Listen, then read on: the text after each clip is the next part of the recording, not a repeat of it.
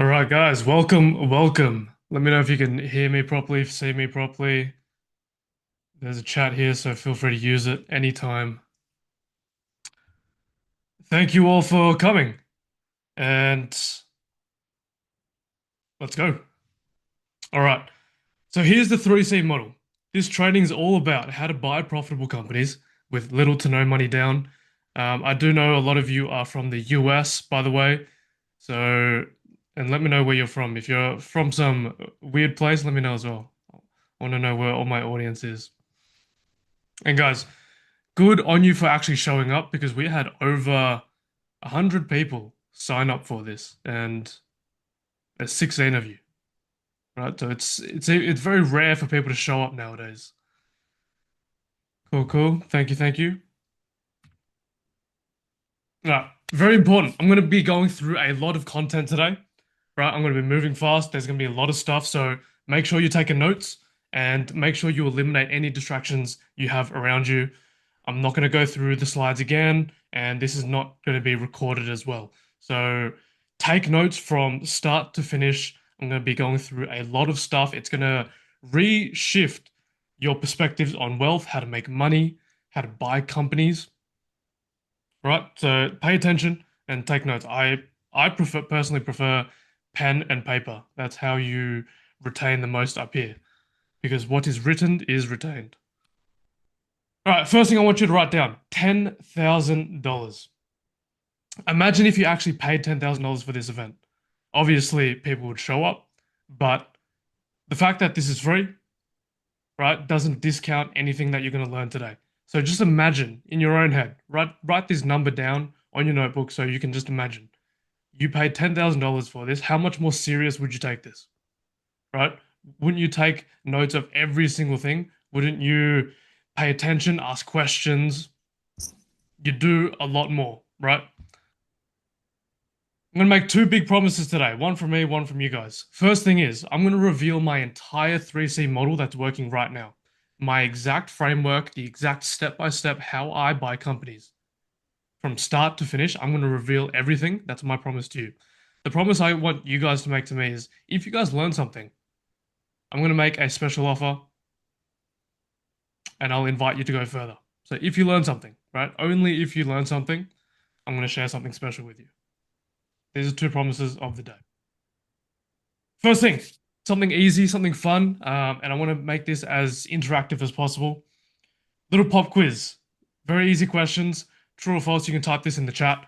True or false, you need 100K in cash to buy a business. True or false? Need 100K. False, false, false. Good, good, good. Easy, easy. Okay, second question.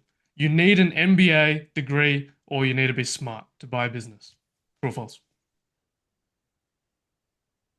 Easy, easy. Only extroverts can close deals. True or false?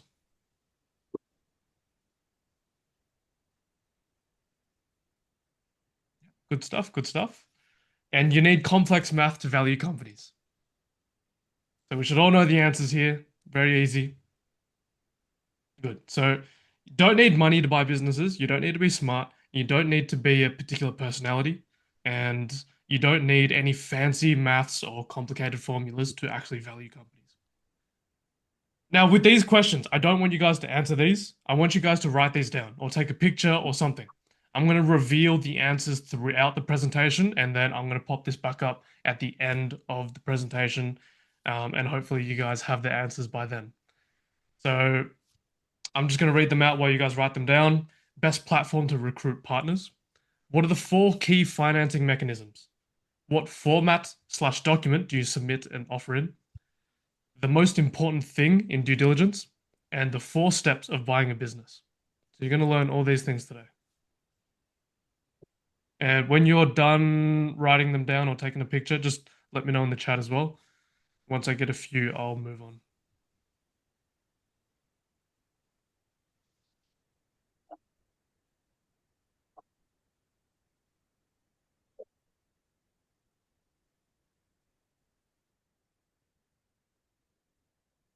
And by the way, guys, if you guys can, pop your cameras on. It's nice to see who I'm talking to. Makes me feel like I'm speaking to people.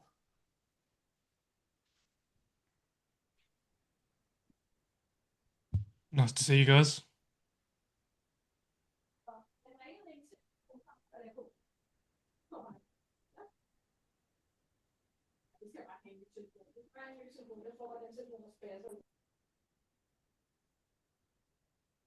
All right. You guys done writing this down?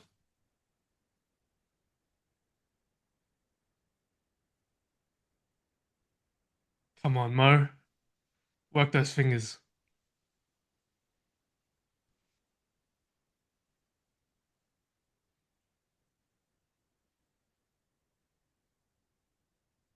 Okay, I'm going to be showing this later on anyway.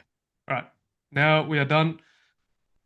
Today I'm going to be going through my 3C model, which revolves around the roll up, right? The roll up model. And what a roll up essentially is you focus on an industry and you buy businesses in one or two related industries.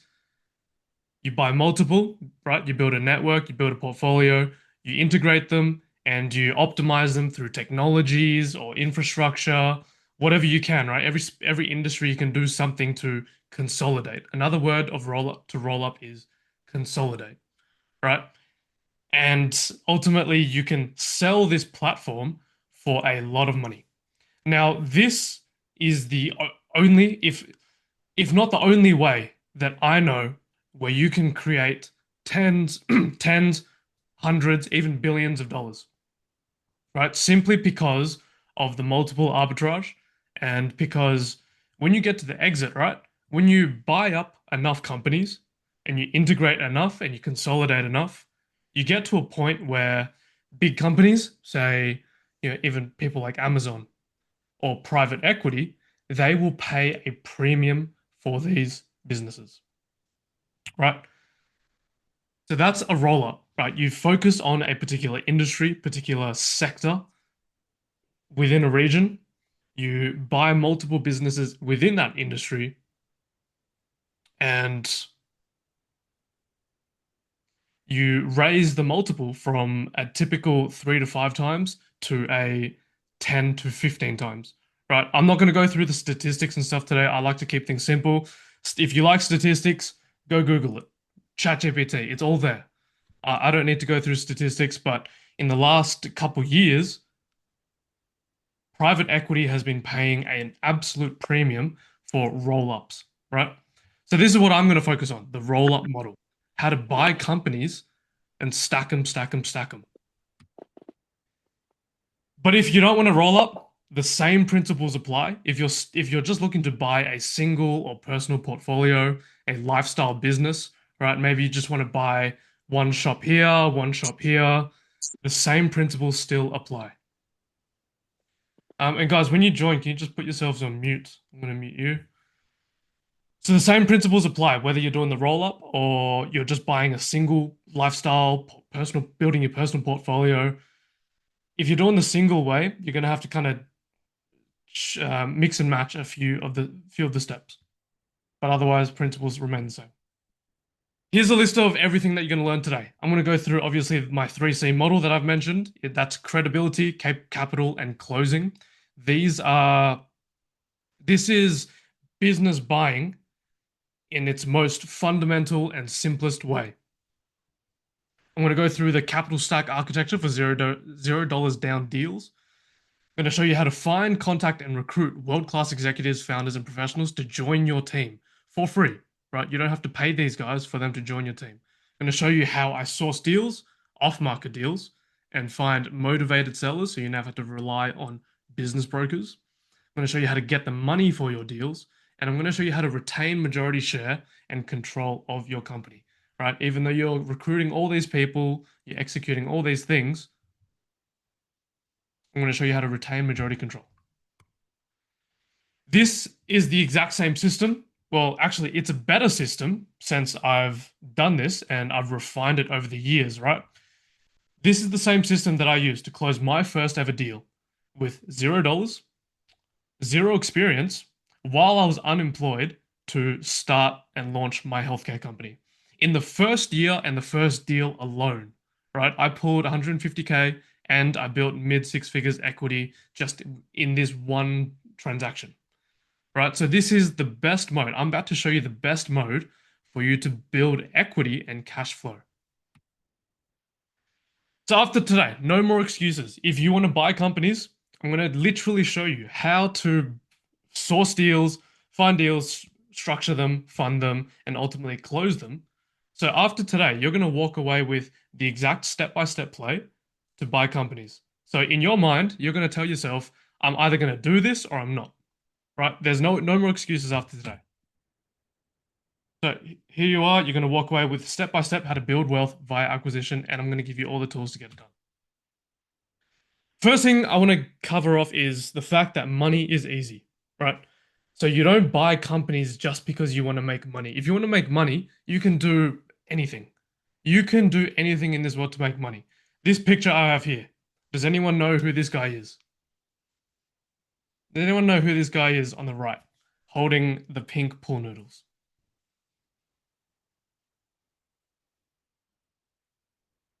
This guy is a multi-millionaire from selling pool noodles. Right, as I said, you can make money doing anything. This guy became a multi-millionaire selling pool noodles. But money is not life, right? There's a whole bunch of things that you can do to make money, and I'm going to go through a few different scenarios. Let me know if any of these resonate with you, right? Maybe you're in this situation right now. Maybe it's something that you're trying to get out of. Let me know. So, job prison. This was me. This was me back in fuck, I don't even remember now. 6 years ago, I was working at a bank, right? I was doing endless tasks, same paycheck, and I just felt my soul shrinking. As I was working that job and just making other people richer, I felt like my soul was shrinking. So I quit this job to go all in on M&A because I wanted to build something for myself. I didn't just want to make my boss richer. I didn't want to make my shareholders richer. I wanted to make me richer, right? So you can work a job, sure. You can make good money working a job. 100, 200, 300K. That's very easy to do. If you're good at your job, that's very easy to do. But at the end of the day, there's nothing that you can call yours, right? So that's what I wanted. I left the banking world making decent money to go do something of my own because I wanted to build my legacy. Now, the startup burn. Maybe some of you are experiencing this right now, right? You started a business. Here you are. You're posting endless content to get 2 leads in your DMs, right? You're burning hours late at night on something that literally a Chinese company will see your idea and probably not even your idea, right? Probably there's a million people doing something that you're trying to do. A Chinese company will come in and replicate this in 48 hours. Yeah, Josh, you're in that position, mate. This is why starting a business is so hard. Yeah, I'm sure you guys know this statistic, right? 90% of startups fail in the first year.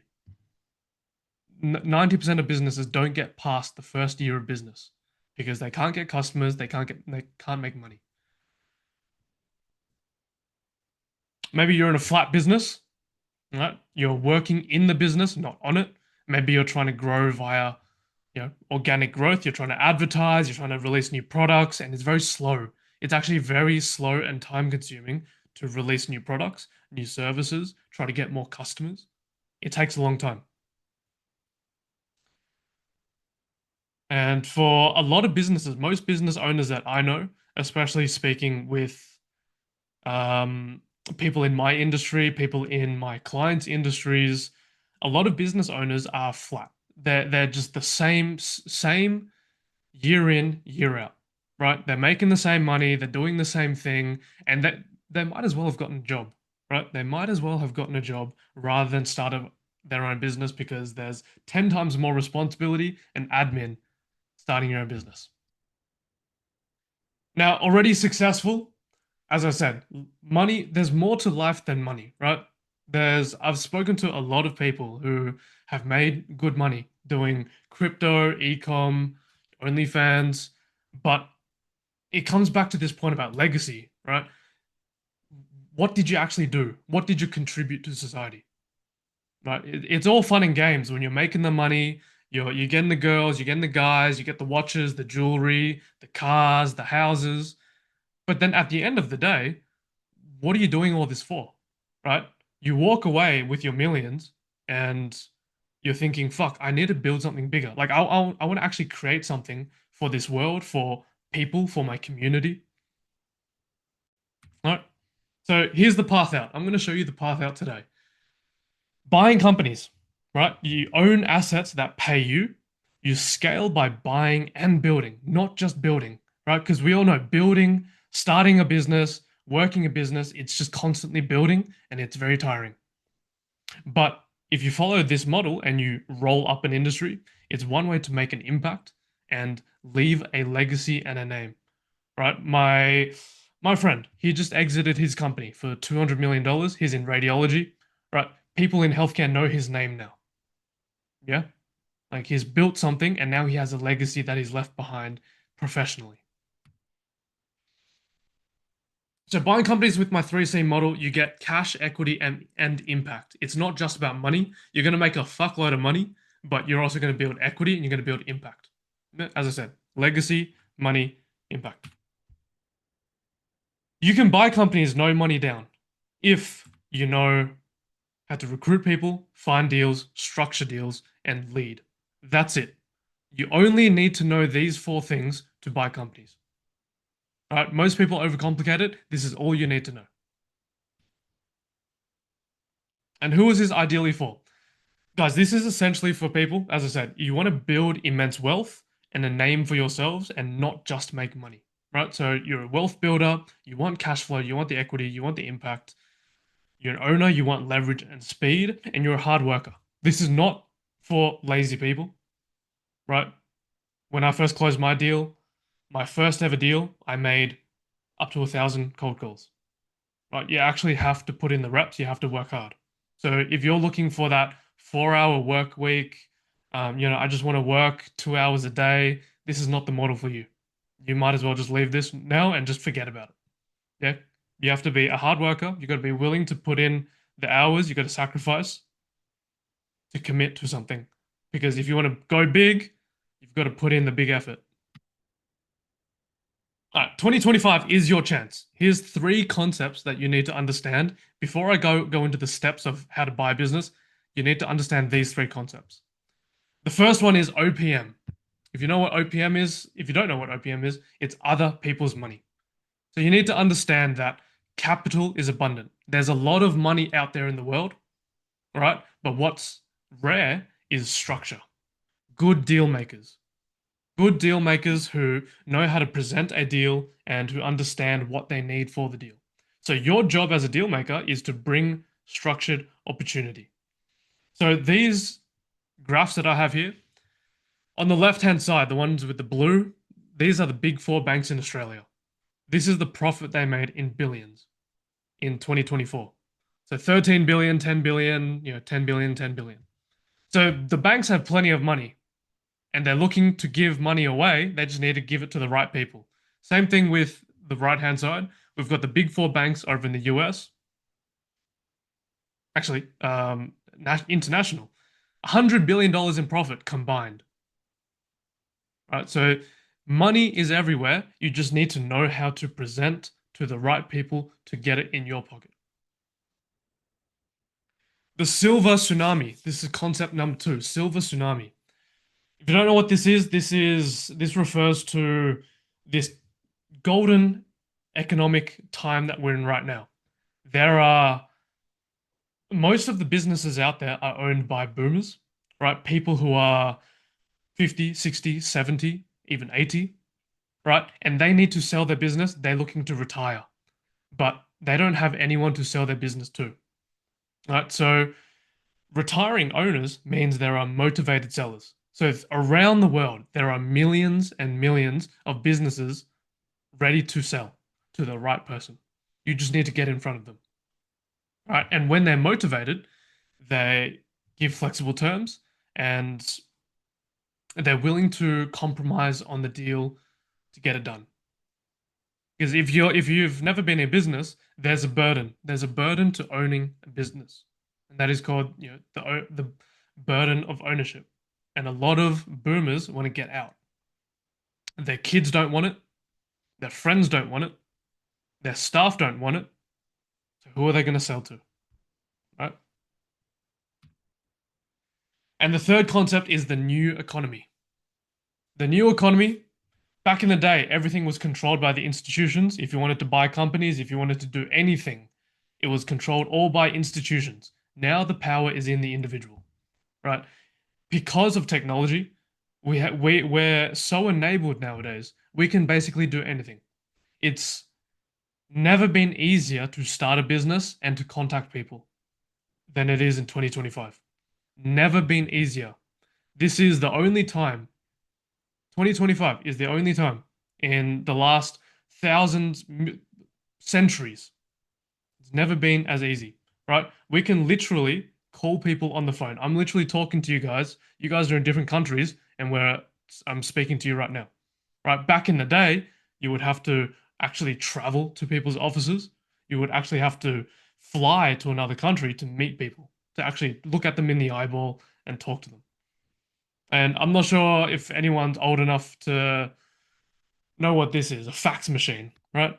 People used to send faxes rather than emails, right? Nowadays, we can just send emails. It's so easy to communicate with people, to get deals done.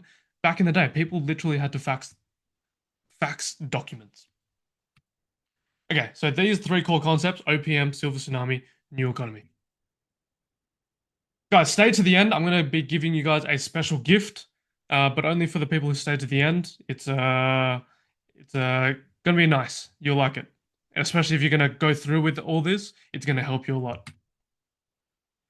Okay, so my turning point, why did I go into buying businesses? I already mentioned I was working a job I didn't enjoy. I was making others rich, not myself.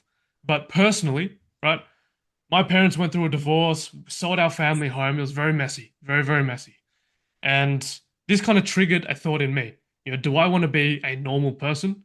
Do I just want to work a 9 to 5, or maybe, just level up gradually and do the things that everyone else does? Or do I want to be me?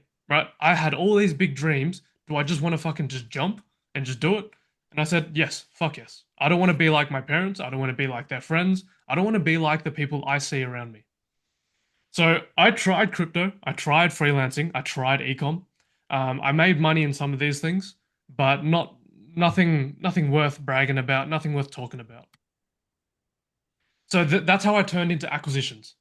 When I found acquisitions, I already mentioned it's the best way to make cash, build equity, and make impact, right? So I've got an ego. I wanted to build a legacy for myself, and obviously I want to get rich. Making money doesn't make you rich. Every rich person has equity and assets, right? So buying businesses is one way to get all of that. My first ever deal, I put $0 down. I made 150K year one. Now I've got 7 figures in equity now, right? I call this the best game in town. So play the best, forget the rest. That's my saying. Play the best, forget the rest. So I literally went from $0 to 7 figures in equity. Literally zero to millions. There's no other model that will do that for you. And if you don't know who I am, if you just joined a little bit more recently, you haven't been following me, I'm just going to give you a quick introduction. Obviously, my name is Josh Lee. Before this, I was in banking. I did $30 million in deals by the age of 21. Now I'm a global mentor and consultant. I've facilitated or advised on over $100 million in transactions. I'm the youngest in Australian history to do a no money down deal in healthcare, right? So I did that when I was 25, and my company is called JC Health Group. Here on the pictures that you see, that's me and one of the founders, who's also a director on my company. He's the founder of the Australian Institute of Fitness. I don't think we have any Australians in here. You guys probably don't know that company, but that's a very big company here in Australia. And the bottom picture, that's me and my billionaire mentor. His name is Nick Joaquim. He owns Phoenix Lithium. And these are the people I associate with. And one thing that you guys can write down as well, who you associate with determines who you are. So think to yourself, who do you associate with? Ah. So my model, here are some few examples. My friend Arthur, he signed a $23 million deal very early on. This was done about last year, I think. And my friend Cam, only recently, I think just a month ago, he closed two deals in 23 days, both with 100% seller finance, and he also got $500,000 working capital from the banks. Right? So he closed the deals and he got money from the banks for doing those deals. And this was my friend I mentioned before, Jason. You can Google his name, Jason Nagy. He exited his he exited his company $200 million cash to private equity, right? He rolled up radiology clinics and he sold them for $200 million. His first deal, by the way, was $5.5 million, no money down. So he went through banks, he got bank financing, he bought his first business, no money down, no guarantee as well, which is very impressive. So he was able to just say, fuck you to the banks and say, no, I'm not giving you my guarantee. And recently, one of my students, he secured the former CEO of IBM. I'm sure you guys know the company IBM, using my model, right? So part of my model is building a team. My student Jalen, he secured the former CEO of IBM to join his company and be his business partner. And he hasn't paid him a single cent. So, with all that said, are you guys ready to learn how to buy companies? I'm gonna start getting very tactical. So that was all just a bit of context to help you understand why you need to do this. Are you guys ready?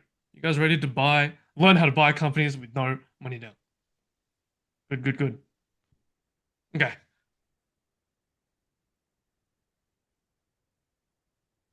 So the 3C model, credibility, capital, closing.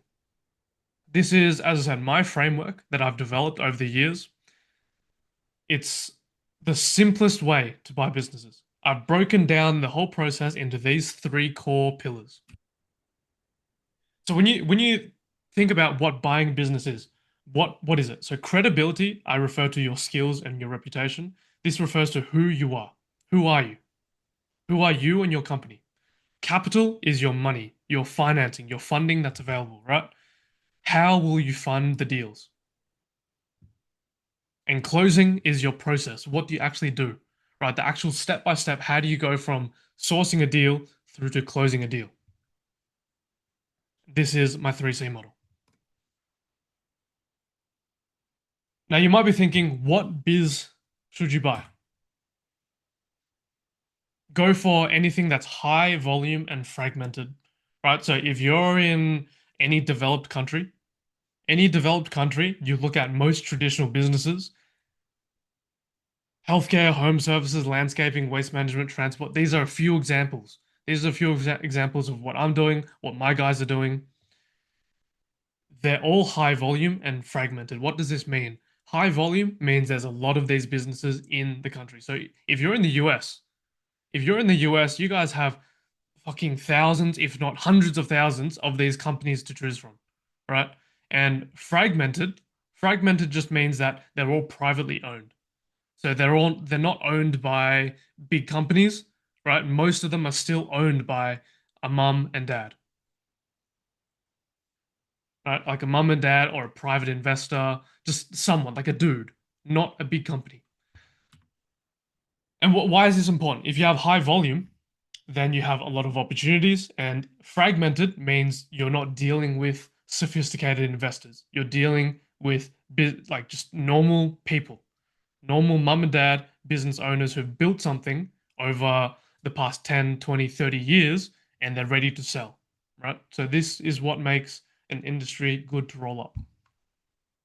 Now you can find all this on Google ChatGPT, right? Like you can just ChatGPT, give me a list of industries that are high volume and fragmented in my country, right? And it'll give you a whole list and you can just choose something. Choose something that you can associate with. And by the way, with the questions, guys, just save them till the end. I'm not going to answer them through the presentation. Save them till the end, write them down, keep them in your notes. I might answer them throughout the whole presentation. So the first thing is credibility. Why is credibility my first thing?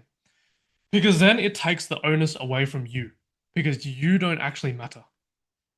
You know, whether you have the experience, who you are, you don't actually matter. And you might say you might be in a position where maybe you're working a job or maybe you're already in business and you're thinking, I need to learn more before I start doing something like this, like what Josh is talking about today. I need to learn business. Guys, I bought my first company, I launched my healthcare company without learning anything. I knew nothing about the industry, right?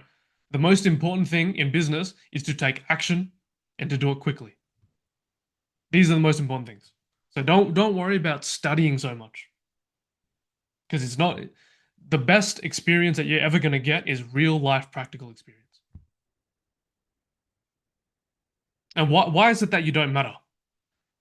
So look at the right hand side. You've got the twig or the log, right? So you could be a twig and you're a complete beginner in business. You know nothing. You have no experience, no track record, no network, or maybe you're someone who's a bit more established. You're a log, right? If you're a log, it doesn't matter. It doesn't matter whether you're the twig or the log because the the whole is always greater than the parts, right? Does everyone understand that? The whole is always greater than the parts. So, what am I referring to here is borrowed authority. So the first thing that I would recommend basically 99.9% of people do is borrow authority. So get partners, directors, and advisors. The format that I recommend you guys build is a board of directors, right? So don't try to get a billionaire partner. Don't try to just build a board of advisors. I recommend building a board of directors, right? Because then if you do it properly, if you do it my way, then your board of directors is going to be everything. They're going to be your partners, they're going to be the company directors, and they're going to be your advisors. So why build a board? First and foremost, building a board will open up doors that you would never have been able to access, ever, ever. Right? So, if you build a proper board, they're going to open up all the connections and all the doors that you need. So, it's not about who you are, it's who you bring. When you have a world-class board of directors, it signals trust to the sellers, the lenders, and the investors. Right? So, when you're dealing with business owners, when you're dealing with the banks, when you're dealing with any potential investors, rather than them looking at you and being like, "Oh, it's just Daryl Jefferson." Oh, no, it's just Peter Muscan. It's they look away from you as the individual, and then they see the company. They say, it's Josh Lee and so and so. So this is my chairman.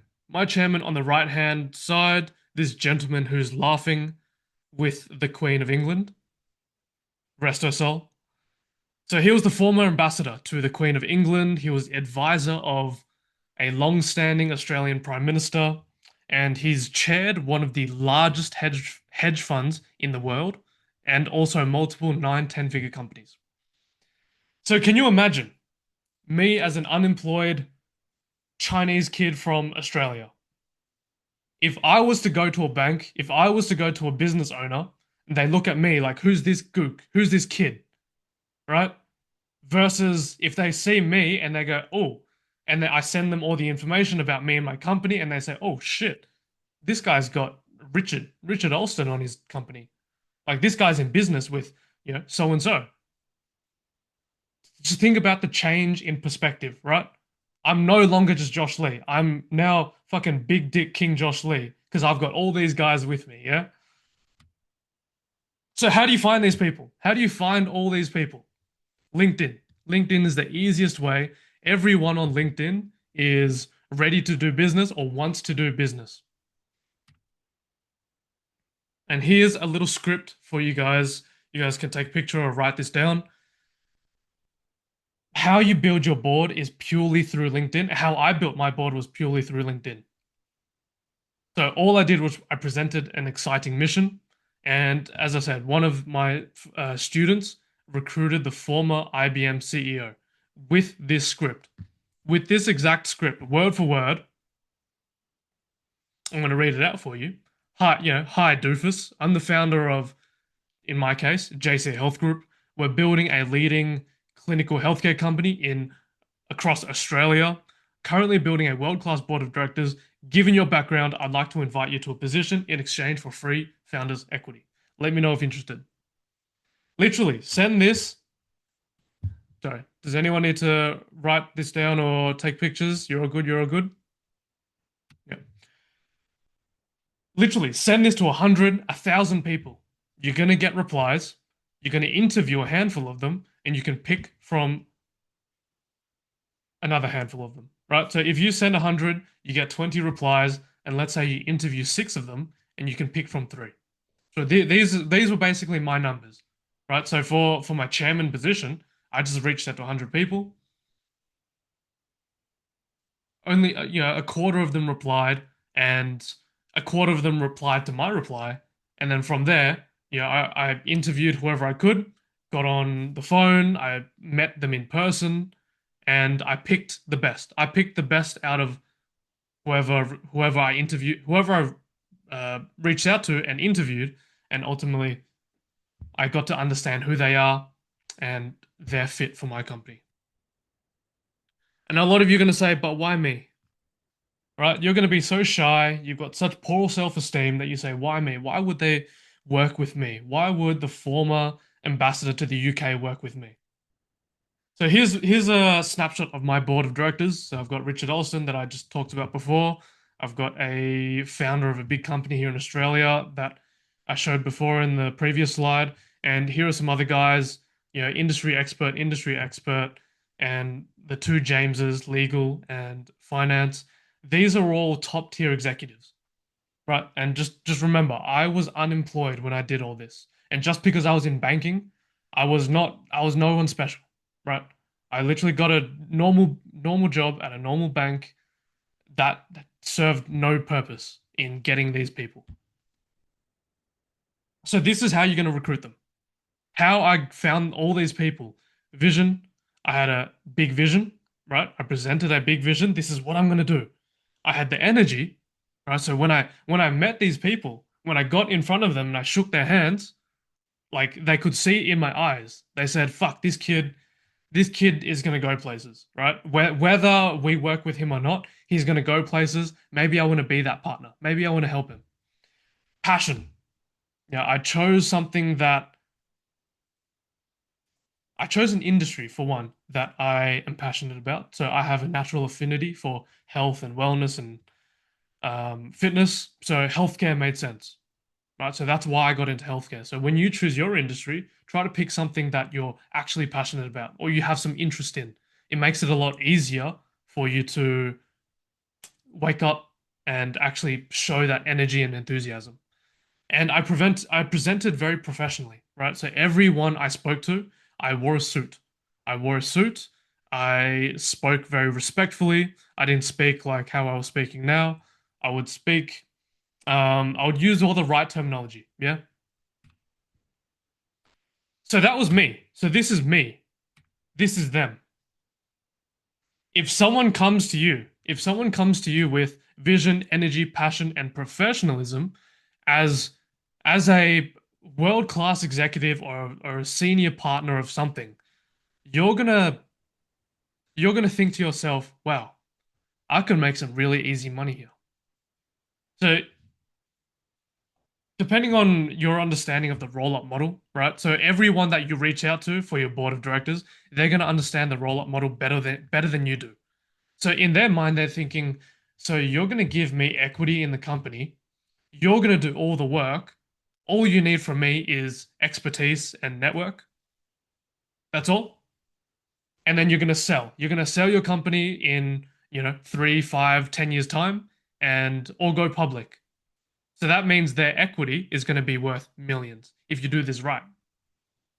So this is what's going through their mind, right? You have to present with all of these. And then in their mind, they're thinking, this could be very, very easy money. So that's how you're going to attract the people. Free founders equity. right? So going back to that script, yeah, you're recruiting all these people with the prospect of giving them free founders equity. The key thing here is you need to retain a majority stake. You need to retain a majority stake in your company for a number of reasons. I'm not going to get into it, but retain a majority stake. Now, in terms of giving away equity, I know a lot of small-time business owners and entrepreneurs have a very hard time with the idea of giving people shares in their business. This is what my billionaire mentor said to me. He said, Josh, would you prefer 100% of $1 million or would you prefer 10% of $1 billion? Right? Would you rather 100% of nothing or would you rather 50% of something? Yeah, exactly. Josh, 10% of a billion is 100 million, right? Even though it's 10%, that 10% is worth more than the 100% that you would have by yourself, right? So that's the whole point of building a team, building a board. So here's a recap for you guys. Why do you need a board? Because you're a nobody and you have no experience, right? No one knows who you are. So when you go out to the bankers, to the sellers, no one's going to see your name and be like, wow, yeah, let's do business. But when they see all these other big names, they're going to say, maybe this person's worth talking to. Yeah. And how and why will they listen to me? So you're going to reach them by LinkedIn and email. It's very easy to contact people by LinkedIn. Obviously, I'm sure most of you are familiar with it. You just connect with people, right? Connect with people, send a message. You can use email tools to scrape emails and contact people directly. And you're ultimately presenting a very exciting venture that can be very lucrative for them without their investment. And you're saying all the right things, right? So if you follow my model, and you say all the right things, you're going to tick all the boxes and you're going to make people want to do business with you. So the second thing, capital, how to use other people's money.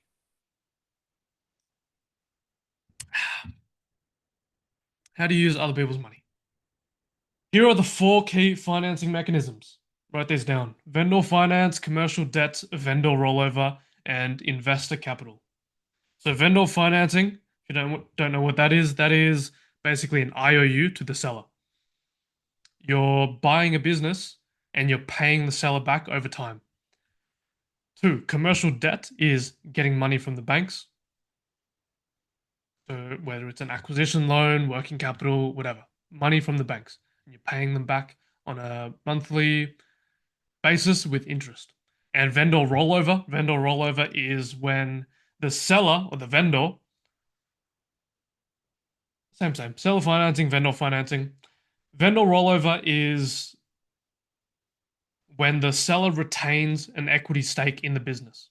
So you buy a portion of the business and the seller retains an equity stake in the business. And there's a reason why you'll do that. I'll go through that in a bit.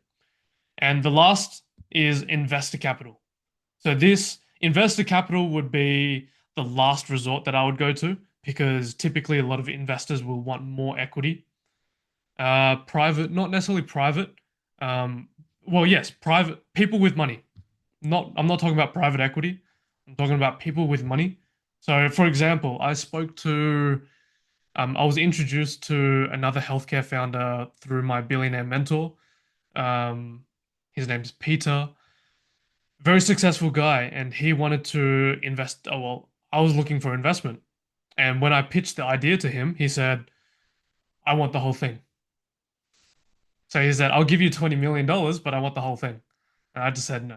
Like, I'm not going to give you everything for $20 million and you want me to work for you, basically. Right. So most investors want more equity than what you're willing to give. So that's why investor capital is the last. If I was to rank these, right, I would go vendor finance first. Vendor finance is always the first, or seller finance. Seller finance is always the first arrow that you shoot.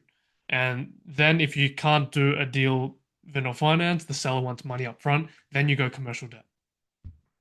And if you can't do a vendor rollover or vendor finance to fill the equity gap, then that's when you go investor capital. So a lot of people don't have a misunderstanding of debt, right? Debt is a very good business tool. It's a fantastic business tool. Most billionaires, if not all billionaires out there, have debt. right, use debt to build their wealth. So debt is only good though if the asset pays for itself, right? So your $100,000 credit card that you use to buy fucking cocaine and go gambling and all that shit, that's bad. That's bad credit. Very bad credit. But if you're using debt to buy a business that pays you, then that's good. That's a good piece of debt. Yeah. So again, why debt? If you're not familiar with what we call a leveraged buyout, right? If you use debt to buy a company, that is called a leveraged buyout, LBO. And the whole principle is basically you use debt to acquire equity, and then over time you reduce that debt and you increase your equity. Right? Very easy to make sense, right? Make a sense, yes? Here's a little definition. Acquisition of another company using a significant amount of borrowed money to meet the cost of acquisition. So why debt? Then you can buy companies with no money down. So if you're using purely debt, then no money down. You're not putting any of your own money, you're just using other people's money. And secondly, is preserving equity. So, preserving equity, as I said, if you get investors, investors want to take equity, right? But if you use debt, if you go to a bank and they give you a loan to buy a business, then they're not asking for any equity, they're just asking for their money back over time. So this is why we use debt, because then you can retain, not only retain control, but you actually retain the equity. So when you sell your company, you still have a big chunk of equity value. Now, vendor finance, this is my favorite. Vendor or seller finance, this is my favorite. Absolute favorite.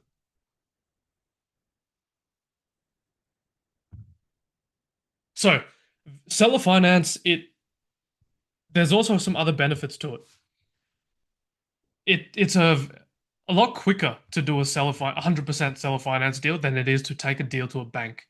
If you do a seller finance deal, it can take anywhere between, arguably, right, 2 days to 4 weeks.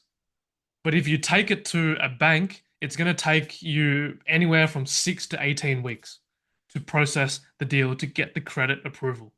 But if you just do a seller finance deal, an IOU between you and the seller, then you can do that in a very short amount of time. You just need to tick the boxes and say, yep, let's do the deal, and done. But if you take it to a bank, the banks are going to go through all their checks and it's going to take a very long time. So I say seller finance should always be your first offer, your very, very first offer. And I closed my first deal with 100% seller finance. Now, when you get to this point, after you've built your board, right? You build your board, you go through all the people, you've recruited the right people. Now you start warming up the money, right? So I want you to understand the capital structure, and now I want you to warm the money. So the goal is to establish relationships with as many lenders and investors as possible. Interview them. You don't go through their process. If you go through their process, they're going to make you jump through all sorts of hoops, right? But if you know how to navigate the banking system, then you interview them and you get what you need. And here's a little tip for you.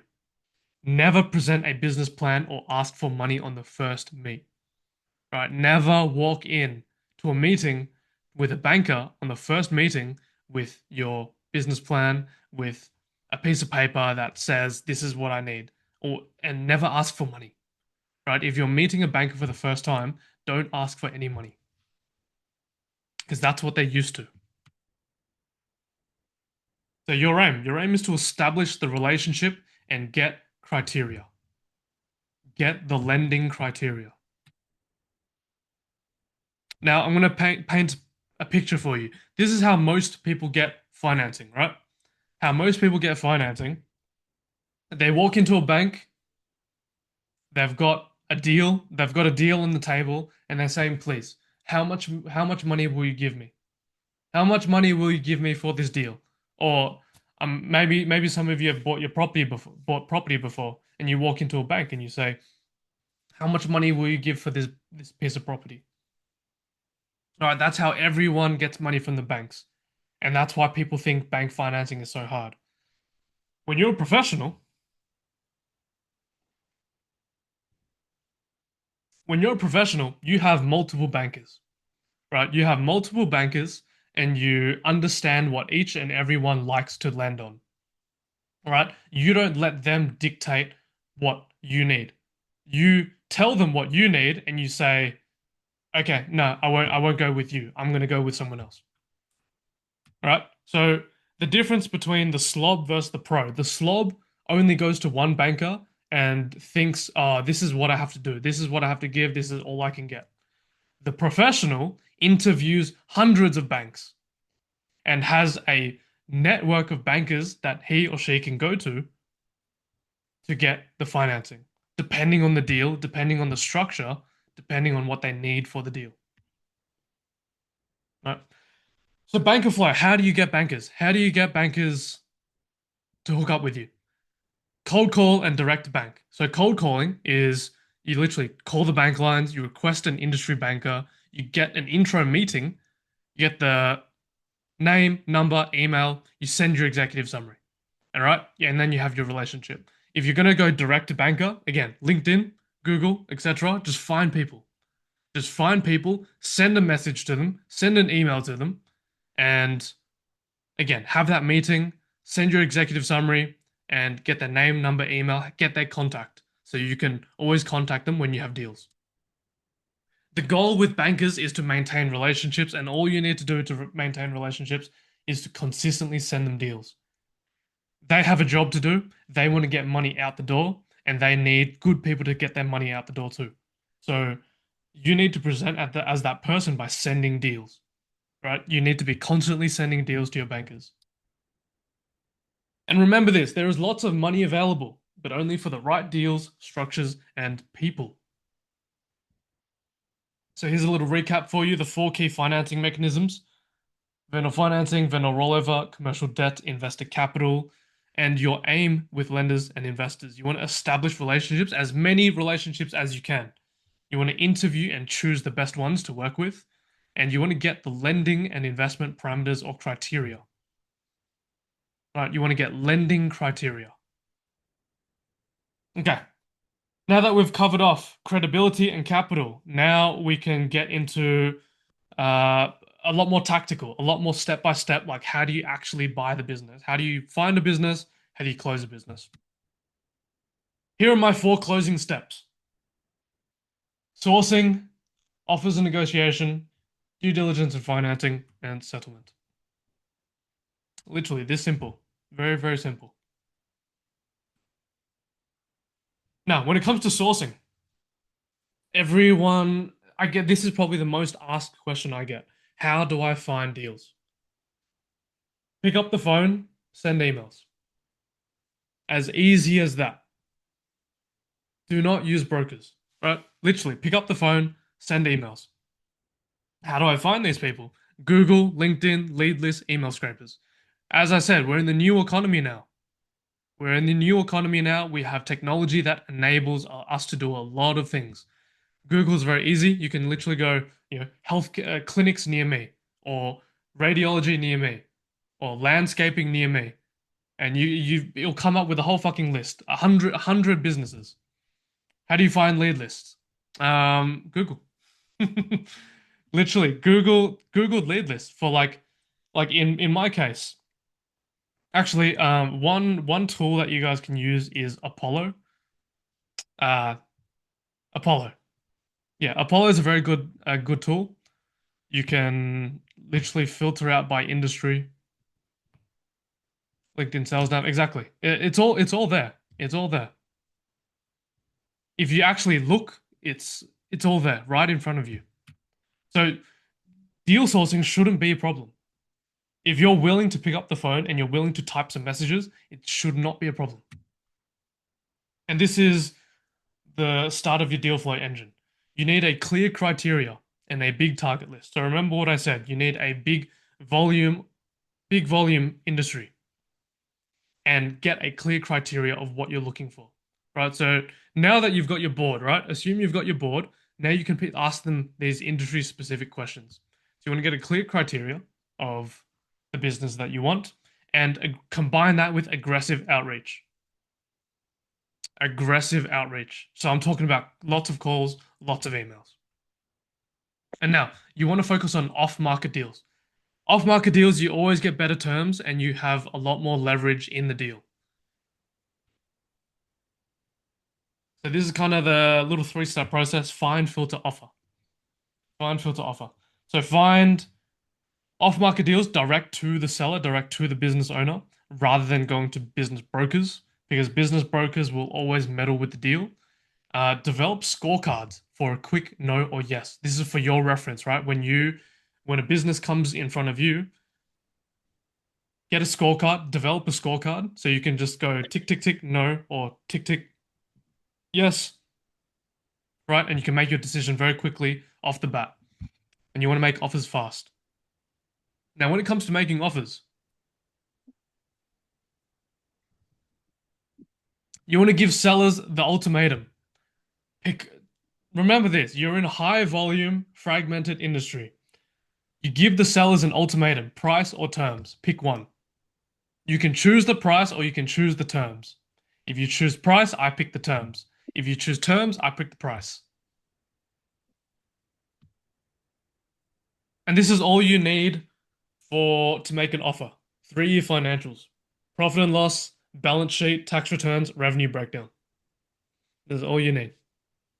So when you're speaking to the sellers and they're serious about selling, just get these. If they send these to you, they're motivated to sell. What are you looking for at this stage? EBITDA and free cash flow. EBITDA and free cash flow. Nothing else. It doesn't really matter. Nothing else really matters at this stage. EBITDA, free cash flow. And if sellers give you a hard time, just walk away. Do not be afraid to just walk away because there are hundreds, if not thousands, more opportunities to go to. Right? The joke with my friend that was in radiology, half the market did not like him. Half the market didn't want to talk to him ever at all. But he didn't care. He didn't give a fuck because he still had the other half of the market to go to, right? So just think about it. If you're in California or New York and you've picked landscaping, it doesn't matter if 500 of these businesses don't talk to you, right? You've still got another 500 businesses to talk to. So just walk away. And how do you make offers? What's the document that you need to submit to make an offer? It's an LOI or an NBIO. So LOI stands for letter of intent, and NBIO stands for non-binding indicative offer. And this is going to be your free gift. So I'm going to show you how to get your copy of an offer that I use or an offer that I have used with a deal structure in place. So LOI or NBIO. Now, let's say you review the numbers, you make an offer, and now you have to investigate the business. So here we use your board and or accountant for due diligence, right? And this is why you build a board. If you don't know anything about business, you're not going to be the one doing this. You're going to need a board. The thing to focus on here is the quality of earnings, the QOE, quality of earnings. Quality of earnings also refers to the maintainability of the earnings. So when you buy the business, after you buy the business, how maintainable is this money that's coming in? And there's a lot of factors that the accountants and your board that will look at to determine the quality of earnings. The tip that I'll give you here is use accountants to present for any bank financing. So remember, we're going vendor financing first, but if we're not going to go vendor financing and we're going to go to the banks, use your accountant to present on your behalf, right? You don't go into the bank and say, hey, this is the deal. Maybe you have that initial conversation, but when it comes to the credit process, the credit approval, you want your accountants to be the one to talk all the lingo and the jargon. Now, no personal guarantee strategy. You guys might be wondering about the personal guarantee with the banks. So if you guys seller finance first, then no, you're not going to need to pay, sorry, not pay, provide the personal guarantee. And if you go for asset-based lending with vendor notes, it's very easy to get away with no personal guarantee. Now, if the deal is under $3 to $5 million, depending on the bank, anything under $3 to $5 million, in my experience, you're going to need to give your personal guarantee. It's a very weird thing in banking. The higher you go, the less guarantees and the less rules they have, right? So it's actually easier. It's easier for you to get a $20 million loan than it is for you to get a $2 million loan. A $2 million loan goes through more rigmarole than the $20 million one. So you're going to need to give the guarantee anyway. If you're looking at a deal that's $2 million, $3 million, you're going to need to give the guarantee. And if you do give the guarantee, I'm going to explain why you shouldn't worry about it later, but you can always renegotiate the guarantee away later, right? So maybe you buy the business now, you sign the guarantee, 6 months down the track or 12 months down the track, you can go back to the bank and say, hey, take my guarantee off the loan, right? And remember what I said, you've got a network of bankers, you can threaten them. You can say, I'm going to just refinance with this bank then. If you're not going to take my guarantee away, this bank will. So I'm going to go to them. I'm going to take I'm going to take the loan to them. And if you're in the US and you're planning on using the SBA requires you to give a personal guarantee. No exceptions. So don't be scared. Don't be scared of the personal guarantee. And I'll tell you why though. Um, you don't be scared of the personal guarantee because you're going to actually investigate the business, right? You're looking at the business, you're investigating it for booby traps. You've got your board that's reviewed it, your accountants have reviewed it. You've actually ticked all the boxes. So in your mind, it's a safe investment. And if worst comes to worst and you default on the loan, you can't make the repayments and for consecutive repayments as well. The bank's not going to go after you first. The bank's going to look at the business and say, can we change the loan arrangement? So maybe if we extend it for 2 more years and reduce your monthly repayments by $1,000, right? Maybe if we reduce it by $1,000, then does that work? Right? So they'd rather renegotiate the terms as well. And then second thing is if they can't renegotiate better terms, then they're gonna look to sell the business or liquidate the business, right? So if you're in an asset-rich business, so let's say radiology. So radiology, those machines are worth a lot of money. So if my friend Jason couldn't make a bank loan, then he wouldn't, then the bank would sell the business. Like he would have to sell the business to just pay back the loans. Now, assuming you can't do one or two, then they go for your personal guarantee. Then they go for you, right? So you have two layers of defense to yourself, even if you sign a personal guarantee anyway. But as I said, through your due diligence, you're not going to go through that. That's going to be very unlikely, sorry. Here's an example. Here's a speed run example of a deal.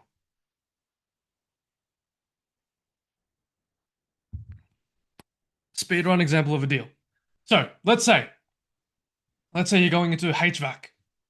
You've sourced the business, you've found out revenue 1.8 mil, EBITDA 450K. It's about that's a 25% margin. Your offer should be within 3 to 5 times, right? Most, if not all, small businesses are valued at 3 to 5 times EBITDA. So let's call it a valuation of 4 times. So it's going to be 1.8 mil for a valuation on this company, this HVAC company. And let's say we're going to go through bank financing, right? We're going to take this deal to the bank and we're going to get 60% of it. So the banks usually lend 60 to 80% of the purchase price. So in this case, we're going to say 60%.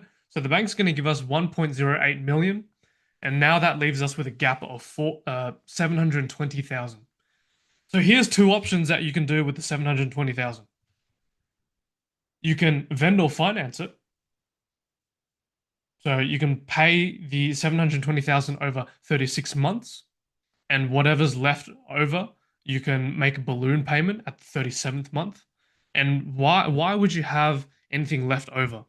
So one thing to keep in mind is you have to maintain, you don't have to do anything, but maintain a DSCR of 1.5. A DSCR is debt service coverage ratio. So how much debt to free cash flow that you have. So you want to maintain a ratio of 1.5. Right? So let's say this 720,000 over the 36 months. Let's say that it doesn't meet that 1.5, so you're going to have to cap it. You're going to have to cap the repayments, and then by the end of the 37th or 36 months, if there's anything left over, you make a balloon payment, which is the final lump sum payment. So that's one option. You can vendor finance that 40%, or you can vendor rollover.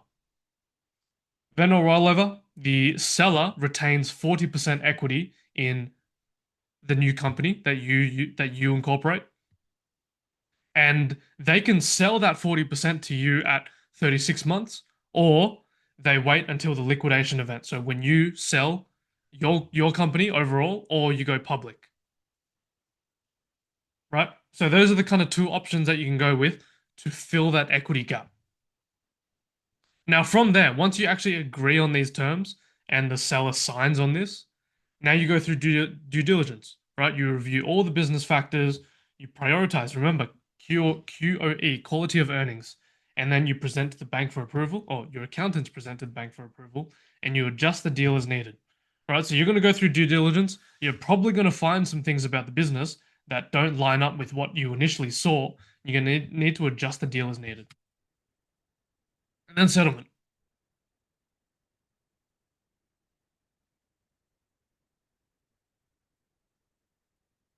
When it comes to settlement, all you need to do, sale contract, right? And prepare it from your side. Don't let the seller prepare it from their side. You want to prepare the contract, you negotiate, you set the foundation. You set the foundation and you settle the money with the bank. So those are two things. And then from there, once you actually get the sale contract signed, you've got money in the bank. Now you set up your bank accounts, your licenses or certifications if you need them, any insurances, employment contracts, supply agreements, etc. So these are all the things that are required to actually run the business. You want to make sure that you get all these things in place so from day one, from settlement, you're ready to go, right? One of the most annoying things about buying a business is if you don't have your bank account set up, especially if the business has third-party providers and they need a bank account to pay the company. If you don't have your bank account set up and you haven't notified the third parties and they're sending money to the seller, now you have to chase money to the seller. No, sorry, you have to chase the seller for the money, right? So you want to make sure you have all these things set up in place before you start day one. Now, just keep in mind, you do all this stuff once you have the sale contract signed. And if this is your first deal, if you're not in business already, you're going to need this is when you incorporate.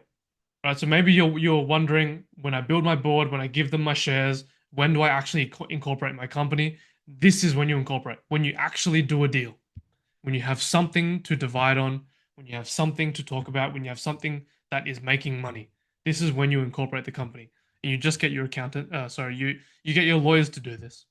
So you get your lawyers to do the sale contract. You get them to incorporate your company.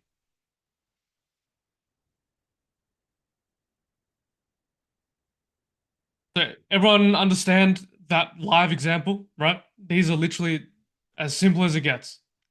As simple as it gets, the steps to buy business. Now, here's how I pocketed 150K on my first deal in my first year. So, my first deal, 100% seller finance. I, with this 100% seller finance deal, so I didn't need to go to the banks. I didn't need to put any of my own money into the deal. I got a 30K working capital loan day one. So, from the banks. So, when I was at this stage, right, the settlement stage, I actually went to the bank and said, "Hey, I'm buying this company. I don't need money from you, but I actually want a working capital loan. I actually want a working capital loan." I'll answer that in a sec, Daryl. 30K working capital loan day one. So from settlement, I got a loan approved from the bank to give me $30,000 for working capital, which I pocketed some of. I also drew 100K cash from the business. And 6 months into the business, I got a 50K line of credit from another bank, from a different bank. So from two different banks, I got lending, and out of the business cash flow itself, I drew money out. So that's how I made my money. That's how I made my money when I closed my first deal. Even though it was seller finance and it was a relatively small deal, this is how I made my money. And actually, that's a good explanation, right? So Daryl, just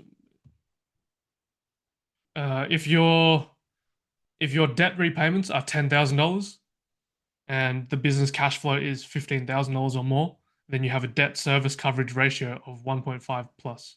So what's the formula? Um,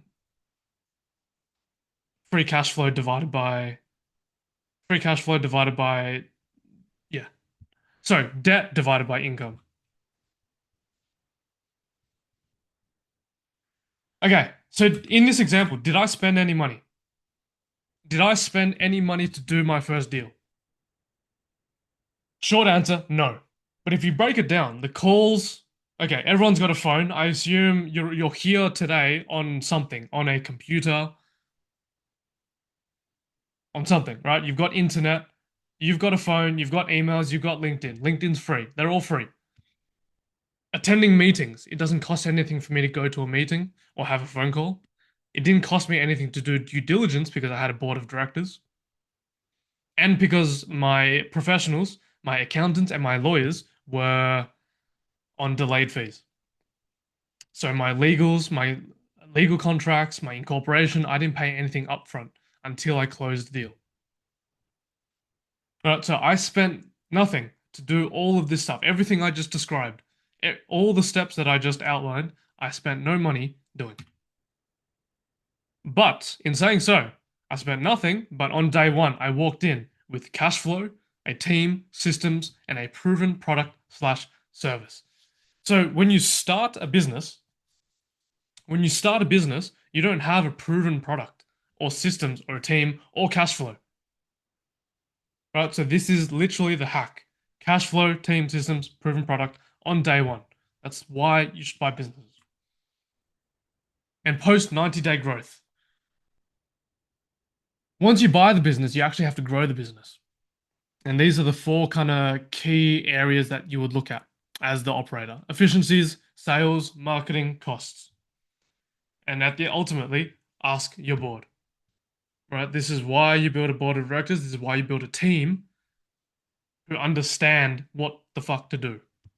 Because even if you have the experience, right, you might not even be good at sales or marketing. You might be an accountant by trade and you're really good at the costs and working the numbers, but you need advice on sales. You need advice on the marketing. You need advice on the efficiencies.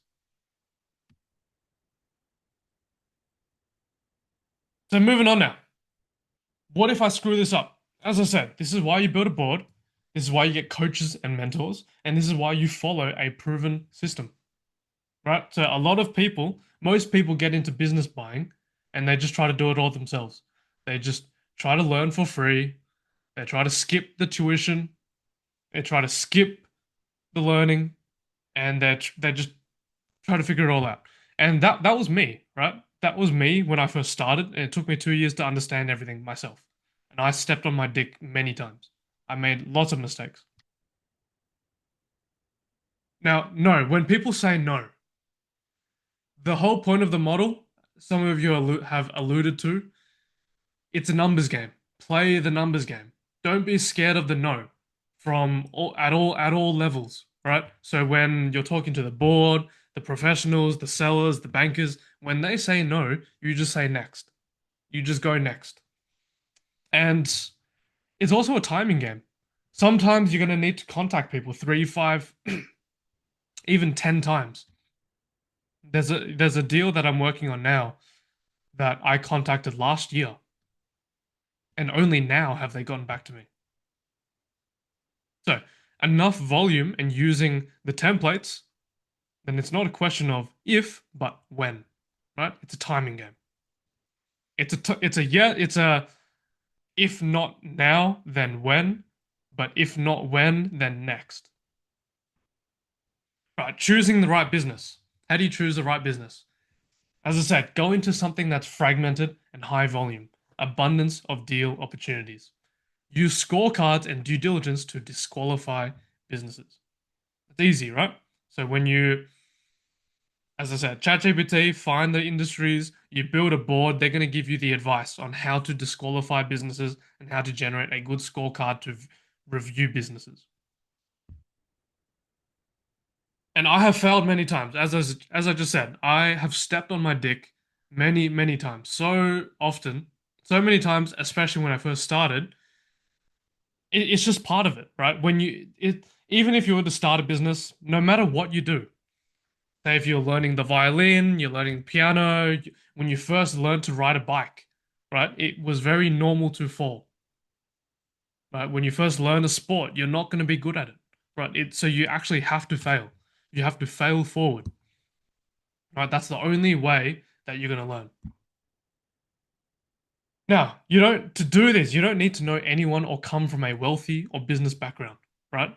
Use the scripts and the process that I just outlined. And again, the one of my students got the former IBM CEO as his chairman on his board, right? Using the scripts that I gave him. The best time is now. Play the best, forget the rest. Do not forget that this is the golden economic opportunity.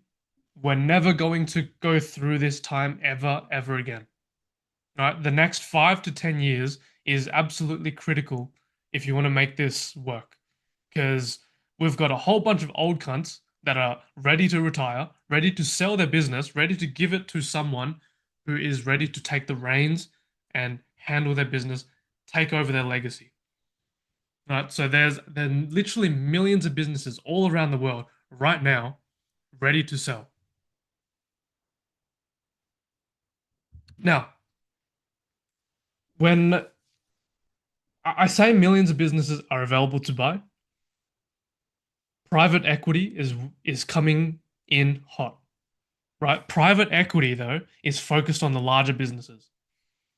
So they're looking at businesses that are 10, 20 million plus, and this is your opportunity to get smaller businesses because private equity won't touch them. Private equity doesn't care. Private equity has 100, 200, $1 billion that they need to spend, and they're not going to chip away at it by doing $2 million deals. So this is why it's a golden time for private investors and buyers to go in to these industries, to these fragmented industries, and look at the smaller businesses, right? And but then you can build the smaller businesses into a big business.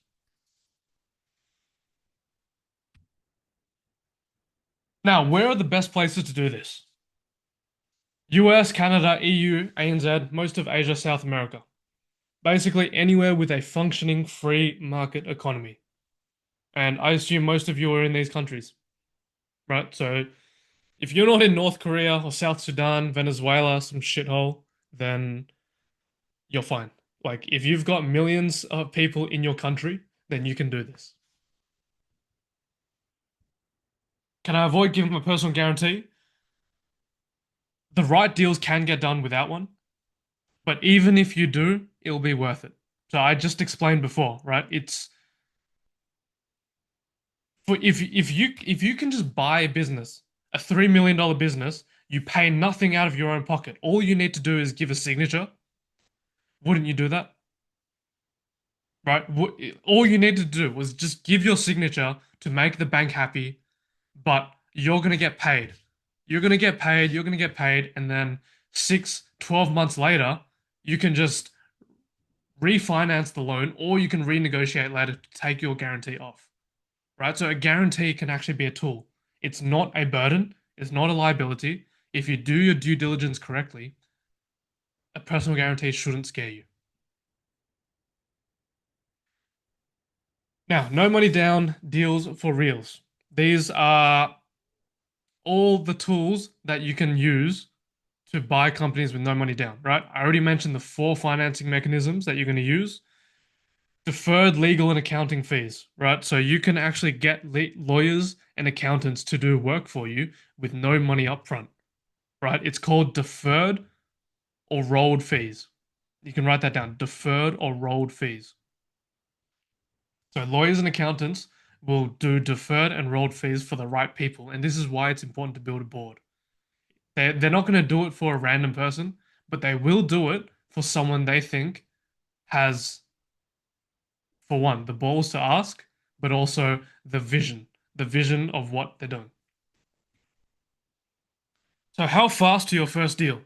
It really depends. Really depends on how fast you can get this done. Anywhere between 90 to 360 days. It depends on your effort and your volume, what you're willing to put in. As I said, one of my friends, his name's Cam. He's in Boston. He's in Boston. He's in home healthcare, and he closed two deals in 23 days. Two deals in 23 days. So the benchmark I like to give for your first deal is anywhere between 1,000 to 1,500 quality outreaches. So this is from the board outreach through to the sellers, right? 1,000 contacts, and you'll close your first deal. Fucking guaranteed. If you use the scripts, you say the right things, 1,000 to 1,500 contacts, and you'll do your first deal. And it's a snowball from there. So I spent a little less than 12 months to do it. I had no idea what I was doing, and it was during the cool down of COVID, right? So I closed my first deal right after COVID, and if you're not aware, I'm in Melbourne, Australia. We had the longest lockdowns in the world. I don't know what the number is. I think it was like 290 days or something in lockdown, right? So if I can do it, if I can do this from lockdown, then we're already out of COVID. So you can do this easy. My first and my friend here in Victoria, in my state, his name's Christian Dawes. I've shared him a little bit on my stories and stuff. So you can go follow him. He's in waste management. He did his first deal in 2 months. So I've got one guy that did 23 days. I did it in less than in about 9, 10 months. I've got a friend that did it in 2 months. It really depends on your industry, how you present, and your work ethic, right? So the model works. The model works, but do you work? That's the question. Do you work? So two paths from here. You can do this yourself, which is going to be slow. It's going to be costly. You're going to get ghosted. Or you can follow my system with clarity, speed, and you get deals closed. In terms of deals closed, here are some more examples. I've got a little screenshot of this is my private community, by the way. This is a little bit of feedback from them. I had one of my members that I mentioned before, $25 million LOI, zero down structure. Got a brother in the UK. So any UK boys here? He's closing a $32 million home healthcare business. 32 million, sorry, not dollar, pounds. $32 million, 32 million pounds, which is more than $32 million. Just mentioned my brother in waste management. He closed $2.4 million. So that was the 2 months. Took him 2 months, $2.4 million deal. I got two brothers over in Montreal. They're in transport. They're in trucking, to be specifically. Their deal was also $2.4 million, no cash. And my radiology friend, his first deal was $5.5 million, $0 down. And he grew his group to $100 million plus in revenue. And he just sold, I think, a month ago, or a few weeks ago. A few weeks ago, $200 million cash. And here's Jalen talking about the IBM CEO. So within less than 30 days starting with me, following my process, he got hooked up with the former CEO of IBM, who is now a business partner to him, who is a director on his company now. So, time for the answers. Time for the answers. The best platform to recruit partners. The best platform to recruit partners. I've mentioned it a few times. Hit me, guys. LinkedIn, LinkedIn, LinkedIn. Beautiful, beautiful, easy. Four financing mechanisms. Four financing mechanisms. Okay, seller finance, that's one. Rollover, that's two. Vendor, what, Josh? Commercial finance. Okay, we got three. What's the fourth one? Investors. Beautiful. Good, good, good. Now, what format or document do you submit an offer?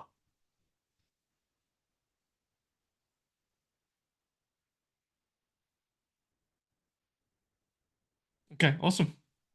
I like it. Paying attention. And now, the most important thing in due diligence.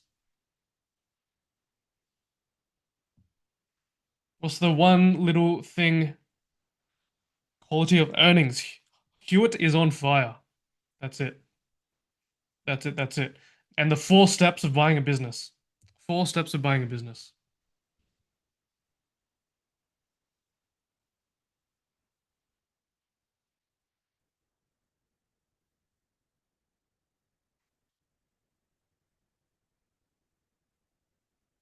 Ooh, we're stuck now, huh?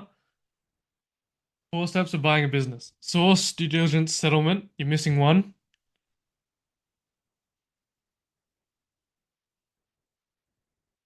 Come on. So we got sourcing. We've got sourcing. We're missing the one after that. So due diligence is after that. Settlement is the last thing. What's the second step before we actually go through due diligence?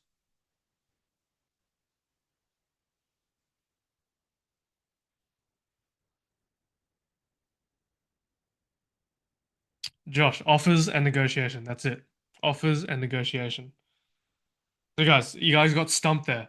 You got to find the deals, source the deals. Before you go through due diligence, you need to make offers. You need to get offers signed and you need to negotiate with the seller. And then due diligence, obviously investigate, and then you can close, and then you can go through settlement. Okay. So did you learn a lot? I assume you did. Did you learn a lot today? Now, I fulfilled my promise. My promise, I showed you the whole fucking model from start to finish. Now, if you learn something, I'm going to share an offer with you, if that's okay. So, the Owners Academy. So, I've showed you some examples from my guys in my community. This is my private community where I coach and provide all my materials, right? This is how I show you how to implement the 3C model in detail, right? Step by step in detail, how to do it, how to roll up, how to buy companies with no money down. Here are some more examples. I'm not going to go through them all. You guys can see all that. I've got seller finance deals, bank deals, lots of offers. I've worked with people outside of in other industries as well. So I'm going to make a special offer. It's today only, right? So only for the webinar. I don't sell this publicly. This is only for the webinar. And this is everything you're going to get. Everything you're going to get today. You're going to get the end-to-end $0 down curriculum that I just been sharing. All I gave you today was the baby food, right? It was only baby food. If you guys want the steak and the potatoes and the gravy and the sauce and the rice, you're going to come into the community. I'm going to give you monthly live coaching. So I'm going to get live on a regular basis to go to answer questions, to help you in your progress, to give you feedback on your deals as well.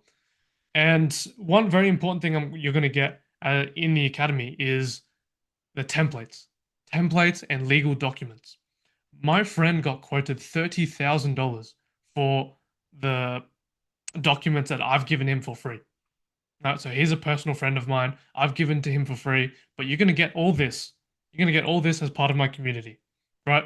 All the scripts to recruit your board, all the scripts to talk to the bankers, the professionals, accountants and lawyers, and the sellers, right? All the scripts, what word for word, what you need to say, how to actually find them, and ultimately you're going to get the private community chat and direct access to me, right? So you're going to be able to talk to all the other guys that are winning right now, and you're going to get access to me. So anytime you have questions, problems with your deals, you can always literally just DM me. DM me, hey Josh, this seller said this. Josh, this banker said this. What do I do here? You can just direct access to me, and that's fucking priceless. I'm also going to give some bonuses.